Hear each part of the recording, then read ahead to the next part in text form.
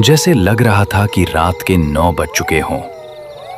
एक पुराना खटारा रिक्शा हिचकोले खाता हुआ पहाड़ी रास्ते पर चल रहा था। रिक्शा के अंदर केवल 2 लोग थे, एक रिक्शा वाला और दूसरा पिछली सीट पर बैठा आर्यन। आर्यन जो दिल्ली का एक खोजी पत्रकार था, रिक्शा से बाहर देख रहा था। बाहर रात की धुंध इतनी घनी थी कि 5 फीट दूर का पेड़ भी किसी भूतिया आकृति जैसा लग रहा था। अचानक रिक्शा एक जोरदार झटके के साथ रुक जाता है। लो भाई, तुम्हारा स्टॉप आ गया है। इससे आगे मेरा रिक्शा नहीं जाएगा, तुम्हें यही उतरना होगा। भाई साहब, लेकिन नक्शे के हिसाब से काली घाटी गांव अभी भी यहाँ से 4 किलोमीटर दूर है, और आप मुझे यहाँ बीच में डरावने जंगल में क्यों उतार रहे हो? रिक्शा वाले ने अपना सिर घुमाया और आर्यन की आंखों में देखा। उसकी आंखों में एक अजीब सा डर था। उसने रिक्शा के हैंडल को कसकर पकड़ रखा था। बेटा, तुम यहाँ नए हो क्या? इस रास्ते पर शाम ढलने के बाद कोई भी गाड़ी या इंसान काली घाटी गांव की सीमा पार नहीं करता। वो सामने जो पुराना बरगद का पेड़ देख रहे हो ना बेटा, उसके पार करते ही काली घाटी गांव का रास्ता शुरू हो जाता है। मेरा रिक्शा उस रास्ते से नहीं जाता। अरे तो भाई, मैं 4 किलोमीटर इस जंगल के रास्ते से इतनी रात को मैं क्या चलकर जाऊंगा क्या? और आपको डर किस बात का लग रहा है? इस रास्ते से क्या डाकू रहते हैं क्या? रिक्शा वाले की आंखों में अब और भी गहरा डर उतर आया था। उसने कांपती हुई आंखों से बाहर इशारा किया। उसकी नजरों में दया नहीं बल्कि चेतावनी थी। डाकू होते तो हम बंदूक लेकर चले जाते बेटा। वहां वो है जिससे बंदूक भी नहीं लड़ सकती, काला पानी। आर्यन को लगा ये ड्राइवर उसे डराने की कोशिश कर रहा है ताकि ज्यादा किराया मांग सके, या फिर ये स्थानीय अंधविश्वास है। उसने बहस करना ठीक नहीं समझा। उसने अपना भारी बैग हाथ में लिया और रिक्शे से नीचे उतर गया। ठीक है भैया, आपका बहुत बहुत धन्यवाद जो आप मुझे यहाँ तक छोड़ने के लिए आए। जैसे ही आर्यन रिक्शा से नीचे उतरा, रिक्शा वाले ने तुरंत अपना रिक्शा पलटा और वापस जाने लगा, जैसे रिक्शा वाला किसी मौत के मुंह से भाग रहा हो। देखते ही देखते रिक्शा वाला रिक्शा लेके उस अंधेरे धुंध में गायब हो गया। अब उस डरावने जंगल में अकेला सिर्फ आर्यन था। सामने घना जंगल और एक जानलेवा सन्नाटा। ठंड इतनी थी कि आर्यन की हड्डियां तक जम गई थीं। उसके बैग में जो टॉर्च थी वो उसने जलाई और आगे रास्ते से चलना शुरू किया। रास्ता पथरीला, कांटों भरा था और दोनों तरफ ऊंचे ऊंचे पेड़ थे। चलते हुए आर्यन को बार बार लग रहा था कि झाड़ियों के पीछे कोई चल रहा हो। पत्तों की आवाज उसके कदमों के साथ ताल मिला रही थी। चलते चलते आर्यन खुद से बातें कर रहा था। ये सिर्फ हवा है। मैं दिल्ली की भीड़ भाड़ से आया हूँ, इसलिए शांति मुझे अजीब लग रही है। मुझे सिर्फ समीर को ढूंढना है। आर्यन उसके छोटे भाई को ढूंढने उस काली घाटी गांव जा रहा था। समीर आर्यन का छोटा भाई, जो एक वाइल्ड लाइफ फोटोग्राफर था, 2 महीने पहले उसी काली घाटी गांव में गया था। और आखिरी बार जब उसने घर फोन किया था तो उसकी आवाज में एक अजीब सी घबराहट थी। उसने कहा था, भैया मैंने वो तालाब देख लिया है, वो मुझे बुला रही है। और उसके बाद से उसका फोन बंद आ रहा था। पुलिस ने हाथ खड़े कर दिए थे, इसलिए आर्यन खुद उसे ढूंढने इस काली घाटी गांव आया था। करीब 1 घंटे चलने के बाद धुंध थोड़ी कम हो गई थी। उसे दूर कुछ मध्यम रोशनियां दिखाई दी जो काली घाटी गांव के घरों से आ रही थी। कुछ ही सामने जाने के बाद काली घाटी गांव का प्रवेश द्वार आ जाता है, लेकिन उस प्रवेश द्वार पे एक पुराना लकड़ी का बोर्ड बना हुआ था जिस पर लिखा था, काली घाटी गांव, आना मतलब मौत को बुलावा देना है। ये देख के आर्यन घबरा जाता है। थोड़ी देर बाद गांव में कदम रखते ही आर्यन को एक अजीब सी गंध आई, जैसे गीली लकड़ी और पुराने फूलों के सड़ने की मिली जुली बदबू हो। गांव के घर पत्थरों और लकड़ी के बने थे। हर घर का दरवाजा कसकर बंद था। खिड़कियों से चमकती रोशनी आ रही थी। काली घाटी गांव की गलियां बिल्कुल सुनसान थीं। न कुत्ते भौंक रहे थे, न ही किसी इंसान का शोर शरबा चल रहा था। जबकि अभी शाम के 7:30 ही बजे थे। किसी भी गांव में इस समय चौपाल पर लोग होते हैं, लेकिन आज इस गांव में शमशान जैसी शांति थी। आर्यन एक घर के पास रुका और दरवाजा खटखटाया। सुनिए, कोई है क्या घर में? मैं शहर से आया हूं। मुझे इस गांव के सरपंच का घर जानना है। अगर कोई घर के अंदर है तो प्लीज मेरी मदद करो।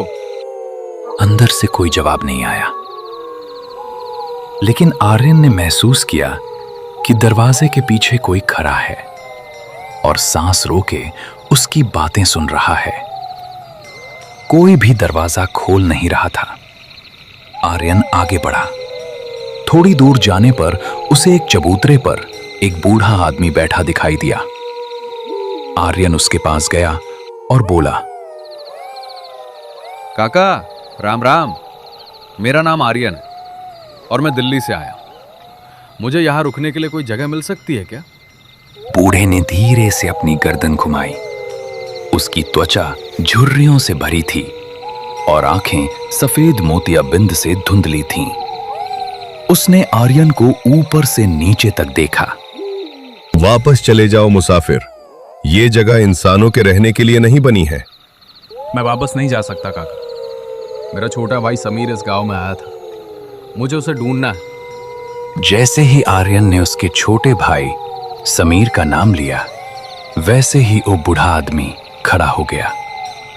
उसने घबरा कर आर्यन को कहा, जो कुछ दिन पहले कैमरा लेके इस काली घाटी गांव में आया था, वो कैमरे वाला लड़का वो क्या तुम्हारा भाई है क्या? हाँ हाँ काका, मैं उसका भाई हूं। कहाँ है वो काका?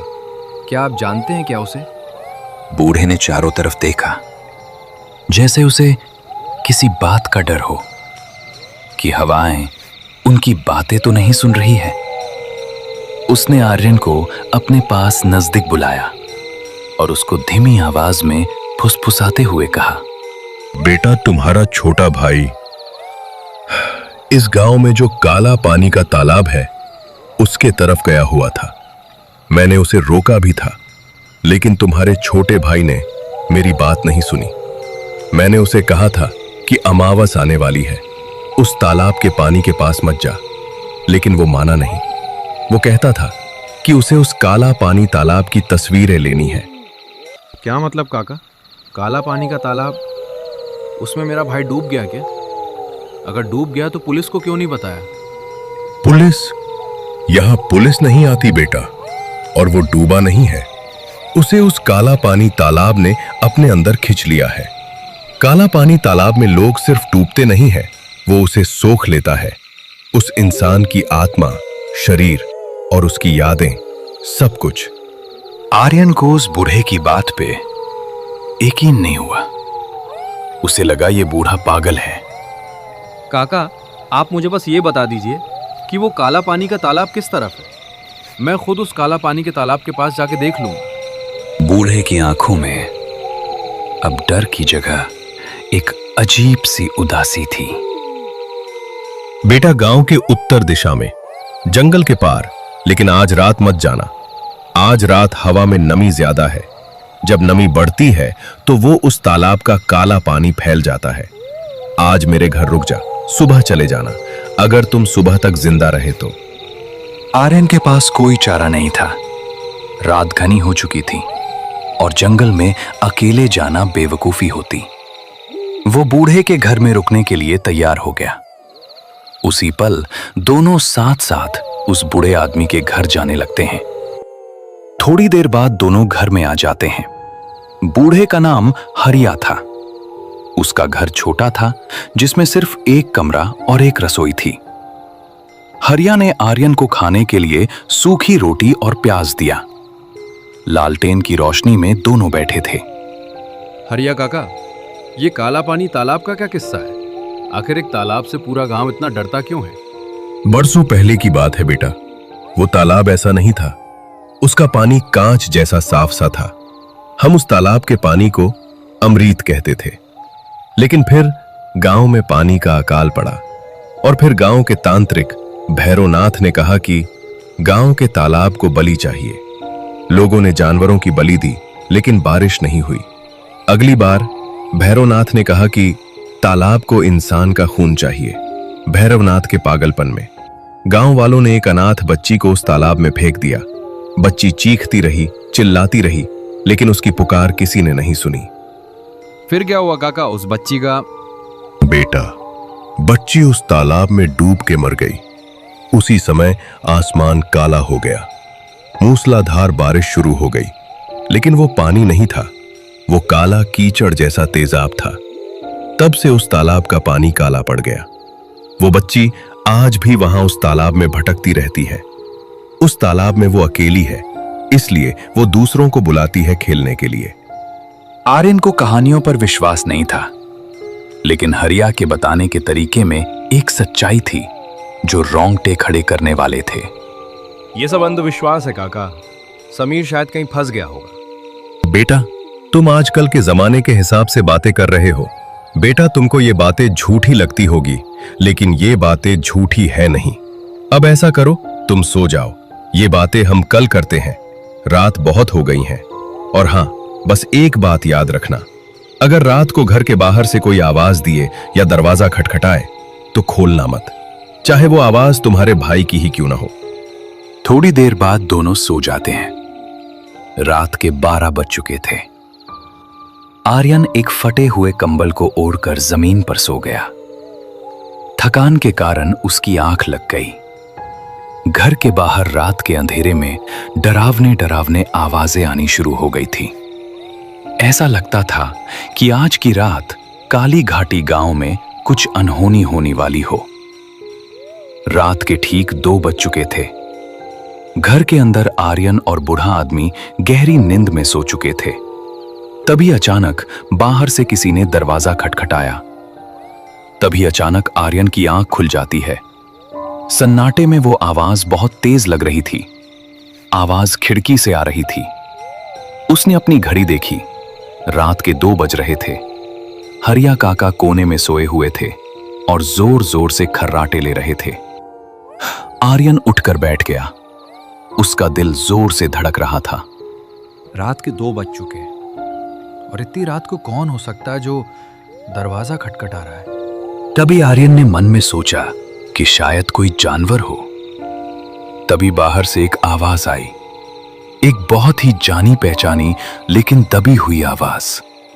भैया जल्दी दरवाजा खोलो, बाहर बहुत ठंड है। आर्यन का खून जम गया। ये समीर की आवाज थी, बिल्कुल वैसी ही जैसे बचपन में जब वो बाहर खेल कर आता था और दरवाजा खटखटाता था। आर्यन तुरंत खड़ा हो गया। वो खिड़की की तरफ जाने लगा। समीर, बाहर तुम हो क्या? हाँ भैया, मुझे इस गांव से ले जाओ, वो आ रही हैं। जल्दी दरवाजा खोलो, मुझे बाहर बहुत ही डर लग रहा है। आर्यन का हाथ दरवाजे की कुंडी पर गया। वो दरवाजा खोलने ही वाला था कि तभी उसे हरिया की चेतावनी याद आई। बेटा, चाहे वो आवाज तुम्हारे भाई की ही क्यों ना हो, भूल कर भी दरवाजा खोलना मत। आर्यन को कुछ समझ नहीं आ रहा था। उधर उसका भाई बाहर ठंड में अकड़ रहा था। तभी आर्यन बाहर खड़े उसके भाई समीर को कहता है, समीर, तुम खिड़की के पास आओ, मुझे अपना चेहरा दिखाओ। आर्यन ने खिड़की के बाहर झांकने की कोशिश की। बाहर घोर अंधेरा था। उसने अपनी टॉर्च चलाई और खिड़की से बाहर रोशनी मारी। रोशनी पड़ते ही जो उसने देखा, उसके हलक से जान निकल गई, लेकिन आवाज मुंह में ही दब गई। बाहर उसका भाई समीर खड़ा था, या कम से कम समीर जैसा कुछ। उसके कपड़े वही थे जो उसने फोटो में पहने थे। उसका शरीर अजीब तरह से फूला हुआ था, लेकिन सबसे भयानक उसका चेहरा था। उसकी आंखें नहीं थीं, उसके होंठ सिले हुए थे। तो फिर आवाज कौन निकाल रहा था? तभी आर्यन ने देखा कि समीर के पीछे अंधेरे में एक लंबी काली परछाई खड़ी थी। और आवाज उस परछाई के पेट से आ रही थी जो समीर जैसी आवाज निकाल रही थी। भैया, तुमने दरवाजा नहीं खोला, अब मैं अंदर आ रहा हूं। और तभी अचानक खिड़की से जोर जोर से आवाजें आने लगी। क्या हुआ बेटा? तुम इतने डरे हुए क्यों हो? तूने किसी को देखा क्या? काका, मेरा भाई समीर बाहर है, लेकिन वो समीर नहीं है काका, वो कुछ और है। तभी बूढ़े आदमी ने घर के अंदर से कुछ लाल मिर्च और एक नींबू लाकर उस खिड़की के पास लटका दिए। जैसे ही खिड़की पे नींबू और लाल मिर्च लटका दी, वैसे ही बाहर का शोर अचानक रुक गया। एकदम सन्नाटा। कुछ पलों बाद खिड़की के बाहर से एक गीली फिसलन भरी हंसी की आवाज आई। कल मिलेंगे आर्यन, मेरे तालाब का काला पानी प्यासा है, मैं जल्दी लौट आऊंगी। उसके बाद कदमों की आवाज दूर जंगल की तरफ जाती हुई सुनाई दी। आर्यन पसीने से तरबतर हो गया था। उसे अब समझ आ गया कि वो किसी साधारण गुमशुदगी के मामले को सुलझाने नहीं आया है। ओह, तो इस काली घाटी गांव में अपनी मौत लेकर आया है। काका, वो क्या था? बेटा, वो उसी तालाब में डूबी हुई लड़की की परछाई थी। वो तुझे आजमाने आई थी। अब वो जानती है कि तू यहां है और तू तेरे छोटे भाई समीर को लेने आया है। अब बेटा, तुझे सावधान होना होगा। कल का दिन तेरे लिए बहुत भारी होगा। काका, मुझे कल ही उस काला पानी तालाब पर जाना होगा, इससे पहले कि वो मेरे भाई के शरीर के साथ और कुछ करे। वहां जाने का मतलब अपनी मौत को दावत देने जैसा होगा बेटा। काका, मेरी मौत तो तब होगी जब मैं बिना कोशिश किए वापस चला जाऊं। काका, सुबह होते ही हम काला पानी तालाब के पास जाएंगे। ठीक है बेटा, तुम इतना कह रहे हो तो हम कल काला पानी तालाब के पास जाएंगे। अब रात बहुत हो गई है, थोड़ी ही देर में सुबह हो जाएगी। जैसे ही सुबह होती है हम निकल जाएंगे। अगले दिन दोनों उस काला पानी तालाब के रास्ते से निकल पड़ते हैं। थोड़ी ही दूर जाने के बाद भयानक जंगल का रास्ता शुरू हो जाता है। लेकिन जैसे ही दोनों जंगल के अंदर गए, वैसे ही उस जंगल में अंधेरा होने लगता है, जैसे रात हो गई हो। ये सब देख के आर्यन डर जाता है। अचानक दोनों रुक जाते हैं। तभी आर्यन बूढ़े आदमी से कहता है, काका, ये कौन सा माया जाल है? जंगल के बाहर तो दिन का उजाला है, और जैसे ही हम जंगल के अंदर आ गए, वैसे ही यहां रात का सन्नाटा शुरू हो गया। बेटा, ये उस काला पानी तालाब का रास्ता है। इस रास्ते से दिन में भी रात होती है। अब बेटा, रुको मत, आगे बढ़ते रहो।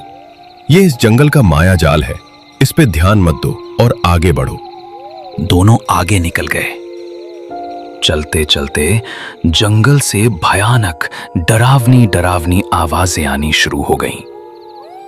थोड़ी ही आगे जाते ही उनको ओ काला पानी तालाब दिखाई देने लगता है। वहां जाते ही आर्यन जोर से चिल्लाकर उसके भाई समीर को आवाज देता है।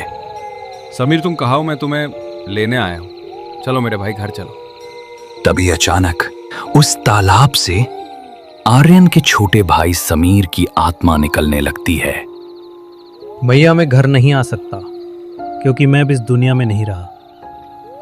तुम वापस लौट जाओ भैया।